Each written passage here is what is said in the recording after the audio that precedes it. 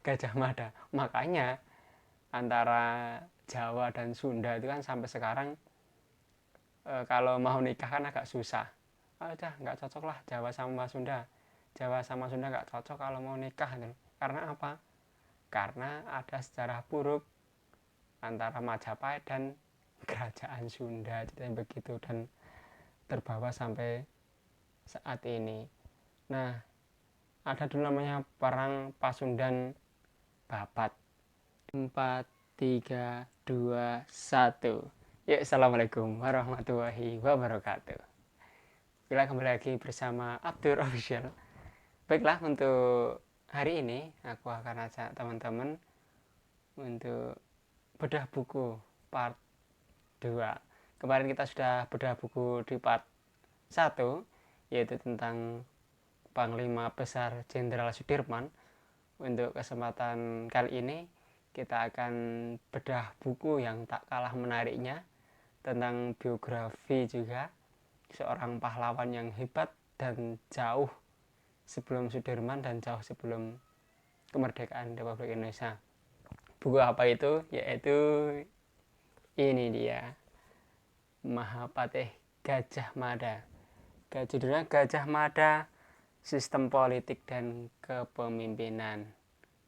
Nah, ini adalah buku karya Bu Enung Haryati.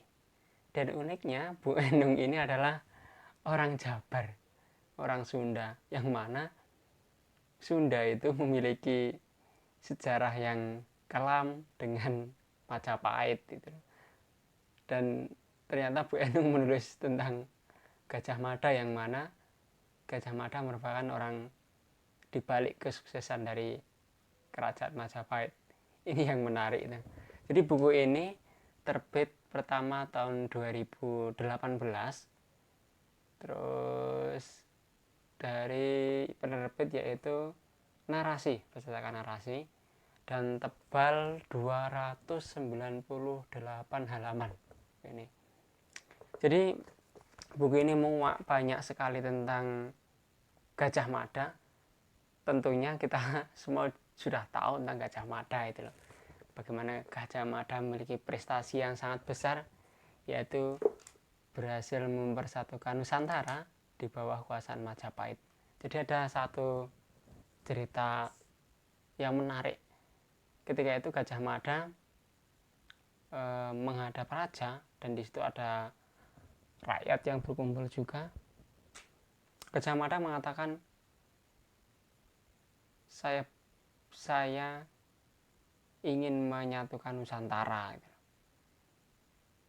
Lalu raja dan rakyat tertawa itu loh.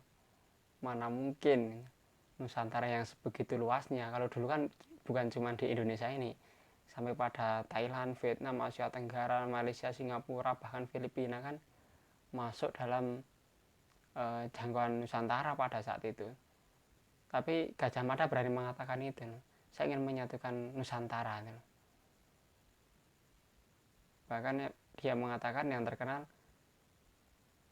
saya tidak akan pernah makan buah palapa sebelum berhasil menyatukan Nusantara. Maka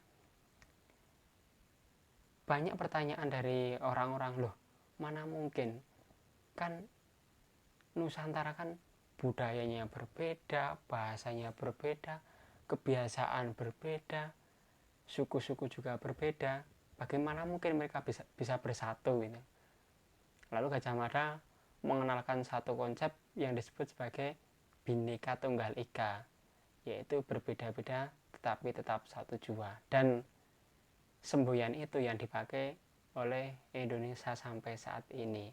Jadi ceritanya, sejarahnya itu berasal dari Gajah Mada ini, dan ternyata berhasil kan itu. Jadi Gajah Mada itu dulu kan sistemnya, kalau mungkin sekarang namanya parlementer. Jadi ada raja, terus ada mahapatih itu. Jadi kalau mungkin sekarang ada presiden, ada perdana menteri kayak semacam di Singapura maupun di Malaysia. Nah, kalau di Indonesia kan presidensil, apa-apa presiden itu, paling tertinggi presiden. Tapi kalau dulu itu kan ada kepala negara dan juga kepala pemerintahan gitu. Kalau raja itu kepala negara, Kalau Gajah Mada ini sebagai Mahapatih di kepala pemerintahan, atau mungkin kalau sekarang bahasanya Perdana Menteri itu loh. Hebatnya 3 kali raja Mahapatihnya atau Perdana Menterinya adalah Gajah Mada ini. Dari zaman Jayanegara, kepemimpinan Jayanegara, kepemimpinan kedua yaitu Tribuana Wijaya Tunggadewi, dan yang ketiga adalah Hayam Wuruk. Dan tetap yang jadi Mahapatih tetap Gajah Mada. Kurang hebat apa? Kalau biasanya kan rajanya satu, terus Perdana Menterinya gonta-ganti. Ini enggak, ini balik. Ini rajanya gonta-ganti, Perdana Menterinya Mahapatihnya tetap Gajah Mada. Ini adalah luar biasanya Gajah Mada. Namun ada di balik keberhasilan Gajah Mada juga ada titik kegagalan, bahwasanya Majapahit atau Gajah Mada belum pernah mengalahkan kerajaan Sunda. Sama sekali belum pernah. Pernah ada satu kejadian unik. Kalau tidak salah dulu waktu zaman rajanya Hayam Wuruk, itu ada putri atau ratu dari kerajaan Sunda, putri Dyah Pitaloka, yang mau menikah dengan Hayam Wuruk.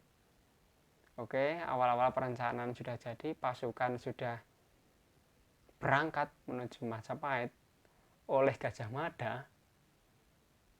Ini otaknya Gajah Mada ini bersama pasukannya menyerang iringan dari Sunda.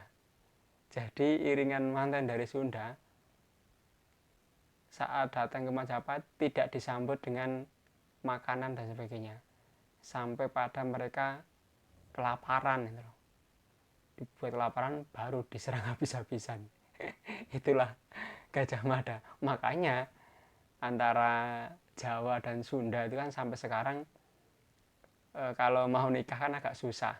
Udah nggak cocok lah Jawa sama Sunda. Jawa sama Sunda nggak cocok kalau mau nikah gitu. Karena apa? Karena ada sejarah buruk antara Majapahit dan kerajaan Sunda begitu, dan terbawa sampai saat ini. Nah, ada dulu namanya perang Pasundan Babat, di mana dulu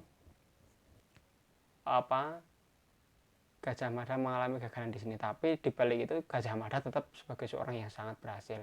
Bahkan setelah sepeninggal Gajah Mada selama 5 tahun kalau tidak salah, tidak ada yang berada di posisi Perdana Menteri. Artinya di posisi Mahapatih, posisi Gajah Mada tadi kosong selama 5 tahun.